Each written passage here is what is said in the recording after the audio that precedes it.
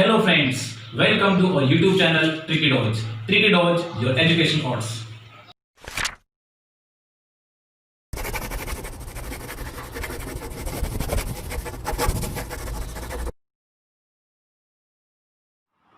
तो previous lecture में हमने स्टडी किया था पास्कल लॉ के बारे में।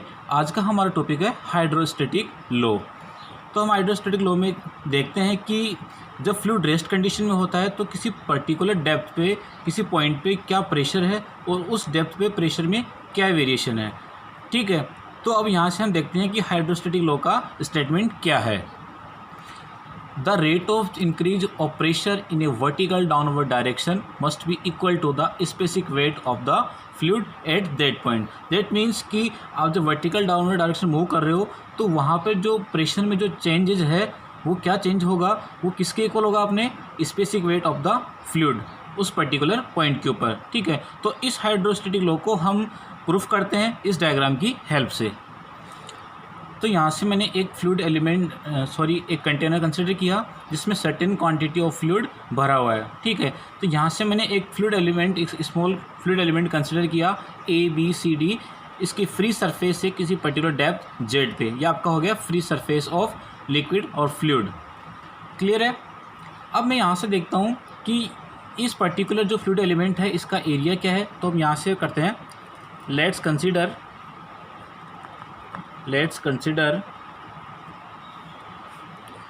del A equal to cross section area of element, cross section area of element. ठीक है, और Z क्या हो गया यहाँ पे, Z हो गया height of the fluid from the height of the element from the free surface of fluid. और ये जो डायमेंशन है इसकी अलोंग द Z डायरेक्शन, ये हो गई आपकी डेल Z। अब यहाँ से हम देखते हैं कि डायरेक्शन किस तरह से लेंगे यहाँ पे। तो यहाँ पे मैंने लिया कि ये आपका हो गया X डायरेक्शन, ये हो गया Y डायरेक्शन, और Z डायरेक्शन है वो वर्टिकली डाउनवर्ड कंसिडर कर रहे हैं इस केस में। अगर अपवर्ड कंसिडर करेंगे तो उस केस में क्या होगा वो हम वीडियो के एंड में देखेंगे। ठीक है, तो यहाँ से हो गया आपका डेल Z।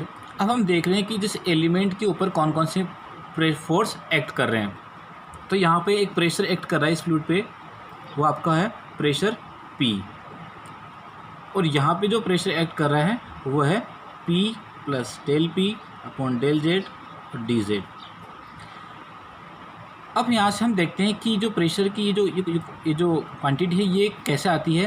तो यहाँ से आपको बताता हूँ कि यह आपका हो गया कोई फ्लूइड एलिमेंट और यह आपकी होगी इसकी हाइट डेल Z।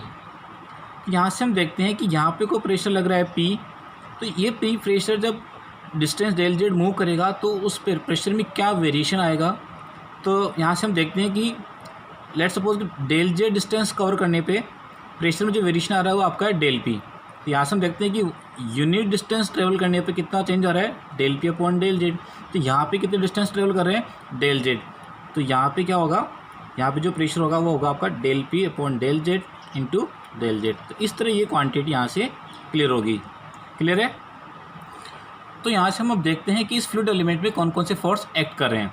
तो इस प्रेशर की वजह से फोर्स इस फेस AB पे क्या फोर्स एक्ट कर रहा है, हम जानते हैं फोर्स इक्वल टू क्या था, pressure into cross sectional area. तो यहाँ का जो एरिया हमने क्या कंसिडर किया है, डेल A। तो यहाँ पे फोर्स क्या होगा, P इंटू डेल A, और यहाँ पे फोर्स क्या होगा, प्रेशर इंटू डेल A। अब यहाँ पर एक ये फ्लूइड रेस्ट कंडीशन में है तो दोनों फोर्स अपोजिट डायरेक्शन में इक्वली मैग्नीट्यूड में एक्ट करेंगे। और यहाँ पे एक और फोर्स एक्ट कर रहा है, वो है इस फ्लूइड एलिमेंट का सेल्फ वेट। तो चलिए इसके बारे में हम जान लेते हैं। तो हम जानते हैं कि वेट इक्वल टू क्या होता है, स्पेसिफिक वेट इंटू वॉल्यूम, और स्पेसिफिक वेट इक्वल टू क्या होता है, density into acceleration due to gravity into volume. Clear है।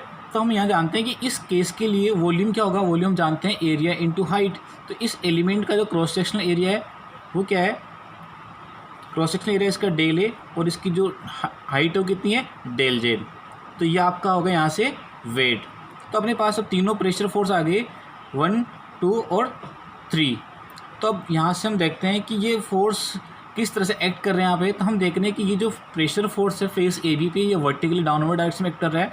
और दूसरी बात कि हमने जो यहाँ पर रेफरेंस जो डायरेक्शन ली है वो जेड डायरेक्शन है और वो भी वर्टिकली डाउनवर्ड। तो यहाँ से हम जितने भी फोर्स वर्टिकल डाउनवर्ड डायरेक्शन जो एक्ट कर रहे हैं उनको हम पॉजिटिव कंसिडर करेंगे और जो अपर डायरेक्शन में एक्ट कर रहे हैं उनको नेगेटिव कंसिडर करेंगे, ठीक है। और यहाँ से हम देख रहे हैं कि इस जेड डायरेक्शन में जो समेशन ऑफ फोर्सेज है वो भी क्या होगा 0, क्योंकि ये फ्लूइड कैसा है रेस्ट कंडीशन में। दैट मीन्स कि फ्लूइड के हर एक पार्टिकल पे दूसरा पार्टिकल उतना ही फोर्स लगा रहा है कि जिससे कि वहाँ पर कोई डिस्टर्बेंस क्रिएट नहीं हो, ठीक है।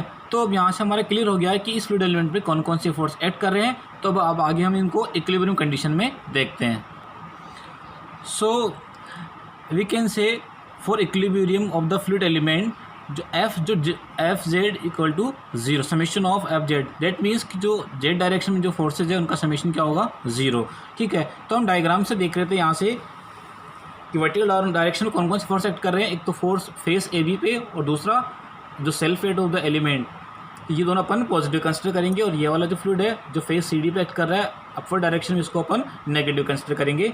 चलिए अपन यहाँ से देखते हैं तो क्या होगा अपना यहाँ से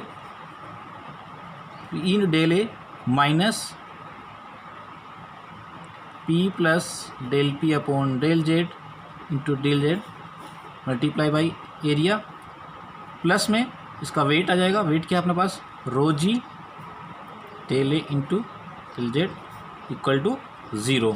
इसको थोड़ा अपन सिंप्लीफाई कर लेते हैं तो ये क्या होगा पी डेल ए माइनस को जो मल्टीप्लाई करेंगे इससे तो del P upon del Z into del A plus rho g del A into del Z equal to 0। यहाँ से कैंसिल आउट हो गया। इसको जब उधर लेके जाऊँगा तो माइनस माइनस प्लस हो जाएगा। तो फाइनली इक्वेशन क्या बनेगी यहाँ से, सॉरी यहाँ माइनस होगा, दैट मीन्स मल्टीप्लाई माइनस। तो del P upon del Z into equal to rho g del A into del Z, same term में कैंसिल आउट हो जाएगी। तो यहाँ से हम क्या देख रहे हैं फाइनल जो एक्सप्रेशन आएगा वो होगा आपका del P upon del Z equal to rho g. तो यहाँ से हमने देखा कि हमारे पास जो स्टेटमेंट था हाइड्रोस्टैटिक लॉ का वो यहाँ पर प्रूफ हो गया। दैट मीन्स कि ये क्या होगा आपका the rate of change of pressure change in pressure in vertical downward direction is must be equal to the specific weight of the fluid, ठीक है। हम जानते हैं जब हमने चैप्टर नंबर 1 डिस्कस किया था तब हमने देखा था कि स्पेसिफिक वेट इक्वल टू क्या होता है rho g and that means density of fluid into acceleration due to gravity. तो ये इसको अपन किससे डिनोट करते हैं स्मॉल डब्ल्यू से या फिर गामा से। तो यहाँ से हमारा जो हाइड्रोस्टैटिक लॉ है वो प्रूफ हो गया। क्लियर यहाँ तक। यहाँ देख लेते हैं अपन स्मॉल डब्ल्यू क्या होगा अपना वेट डेंसिटी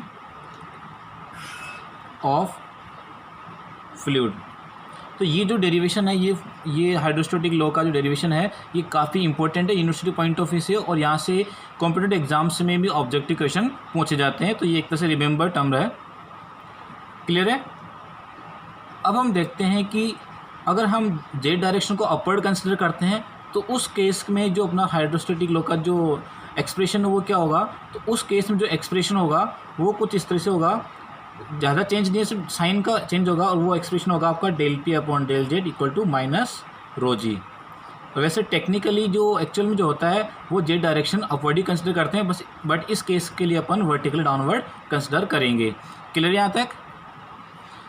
अब हम जानते हैं कि किसी फ्री सरफेस से किसी पर्टिकुलर पॉइंट पे क्या प्रेशर होगा, ठीक है। तो जैसे आपके पास ये कोई कंटेनर है और यहाँ पे आपने कोई फ्लूइड एलिमेंट लिया है, ठीक है। यहाँ पे कोई पॉइंट है ए, इस पर्टिकुलर पॉइंट ए से एच डेप्थ पे क्या प्रेशर होगा वो अपन देखते हैं। तो यहाँ से जो हमारे पास जो इक्वेशन आई हाइड्रोस्टैटिक लॉ की इसको थोड़ा सिंप्लीफाई करते हैं तो हो जाएगा del P equal to rho g to del Z. इसको जब अपन इंटीग्रेट करते हैं तो यहाँ से अब हम जानते हैं कि ये जो फ्री सरफेस है, फ्री सरफेस इसके ऊपर जो प्रेशर होगा वो क्या होगा आपका एटमॉस्फेरिक प्रेशर। तो यहाँ से अपन जो इसकी लिमिट लेंगे वो होगी P A T M into P A. अपने को ए पॉइंट पे फाइंड करना है। तो यहाँ से आपके कितने डेप्थ पे है एच डेप्थ पे, ठीक है। इसको थोड़ा इंटीग्रेट करेंगे तो आपके पास क्या आएगा P A minus P A T M equal to rho g H minus zero. इसको थोड़ा और सिंप्लीफाई करेंगे तो यहाँ से देखेंगे P A equal to P A T M plus rho g H.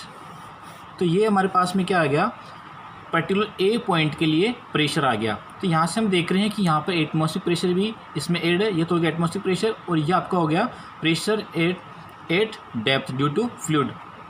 तो यहाँ से हम देख रहे हैं कि ये किस टाइप का प्रेशर होगा। जब हमने स्टडी किया था टाइप्स ऑफ प्रेशर, तो ये आपका हो जाएगा पर्टिकुलर ए पॉइंट के लिए एब्सोल्यूट प्रेशर। अगर मैं वही बात करूँ कि पर्टिकुलर ए पॉइंट के लिए गेज प्रेशर क्या होगा, तो हमने देखा था कि गेज प्रेशर को हम कंसिडर करते हैं, गेज प्रेशर को मेजर कहाँ से करते हैं, एटमॉस्फेरिक प्रेशर को डेटम कंसिडर करके। दैट मीन्स कि वहाँ पर एटमॉस्फेरिक प्रेशर क्या होता है, ज़ीरो।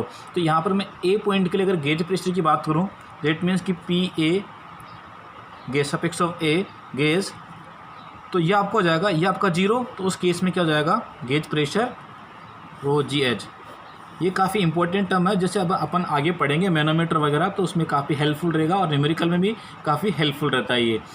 तो यहाँ से आपका जो हाइड्रोस्टैटिक लॉ है वो कंप्लीट हुआ। आई होप आपका क्लियर हो गया होगा ये। फिर भी आपको अगर कोई डाउट है तो हमारे कमेंट सेक्शन में जाके कमेंट ज़रूर कीजिएगा और हम उसका आपको ज़रूर सेटिस्फेक्शन जो भी सॉल्यूशन है ज़रूर देंगे आपको। ठीक है, नेक्स्ट लेक्चर में मिलेंगे नेक्स्ट टॉपिक के साथ। तब तक के लिए जय हिंद जय भारत।